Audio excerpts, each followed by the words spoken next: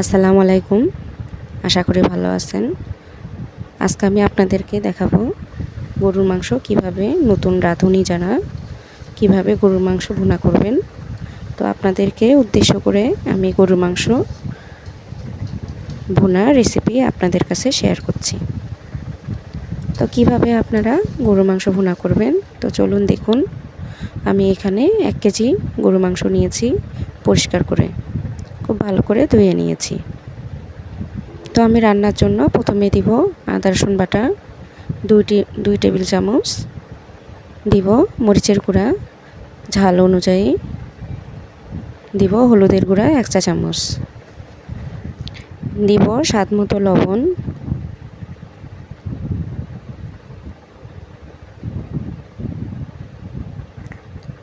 ধনিয়ার গুঁড়া দিলাম 1 চা চামচ, জিরার গুঁড়া দিলাম 1 চা চামচ। তো আমি সব ধরনের গরম মশলা দিব 1 চা চামচ। পরিমাণ মতো তেল দিয়ে নিলাম। আমি তেজপাতা দিয়ে নিলাম 2-3 টুকরা। আমি হাত দিয়ে খুব ভালো করে মেখে নেব। তো আমি এখানে পেঁয়াজ দেব না, পেঁয়াজটা আমি পরে দিব। খুব ভালো করে আমি মেখে নিচ্ছি, মশলাগুলো যেন মাংসের ভিতরে ঢোকে। তো আমি প্রেসার কুকারে বসাই দিলাম সিদ্ধ করে নেওয়ার জন্য। তো পাতিলটা আমি ধুয়ে দিলাম।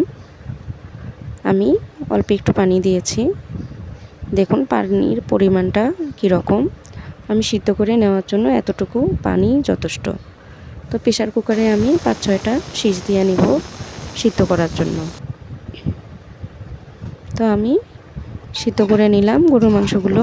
তো মোটামুটি সিদ্ধ হয়ে গেছে, বাকি সিদ্ধটা আমি কষিয়ে নেব, সিদ্ধ হয়ে যাবে। তো আমি পরিমাণ মতো তেল দিয়ে এখন আমি পেঁয়াজ দিয়ে গরুর মাংসগুলো তেলে দিব। তো পরিমাণ মতো আমি পেঁয়াজ দিয়ে নিচ্ছি। তো পেঁয়াজগুলোকে আমি ভালো করে নেড়ে নিচ্ছি।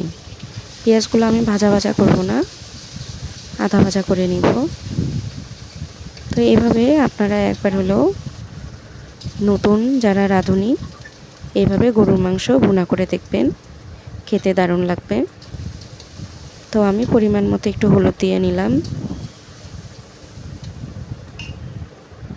তো পেঁয়াজগুলো আমার আধা ভাজা হয়ে গেছে, মাংসগুলোও দিয়ে নিচ্ছি।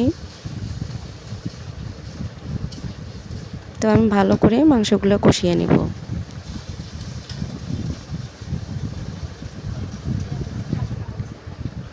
তো এইভাবে আমি মাংসগুলো প্রায় 20 মিনিটের মতো কষিয়ে নেব। আমি আবারও গরম মশলার গুঁড়া দিচ্ছি। তো আমার কাছে মনে হয়েছিল যে একটু মশলা লাগবে, আমি আবারও গরম মশলা দিয়ে নিলাম। আমি ঝালের গুঁড়া দিয়ে দিলাম, মরিচের গুঁড়া।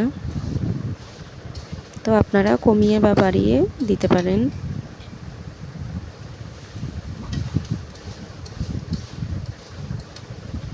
তো আমার এইভাবে গরুর মাংসগুলো আমি খুব ভালো করে কষিয়ে নিব।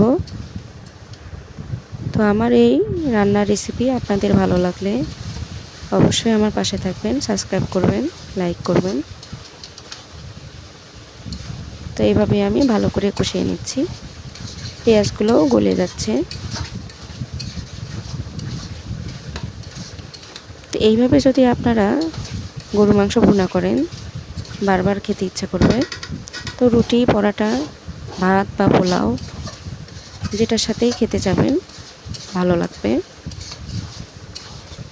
তো আমি কড়াইটা ঘুরিয়ে ঘুরিয়ে ভালো করে কষিয়ে নিচ্ছি যেন নিচে না লেগে যায়।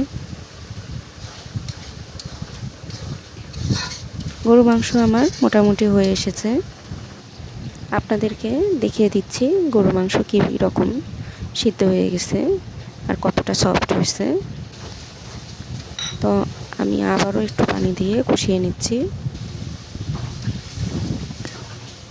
তো এইভাবেই আমি গরুর মাংসটা ভুনা করে নিলাম। তো আপনাদের এই রেসিপি ভালো লাগলে অবশ্যই আমার পাশে থাকবেন, সাবস্ক্রাইব করবেন, লাইক করবেন। আজকের মতো এখানেই বিদায় নিচ্ছি। আল্লাহ হাফেজ।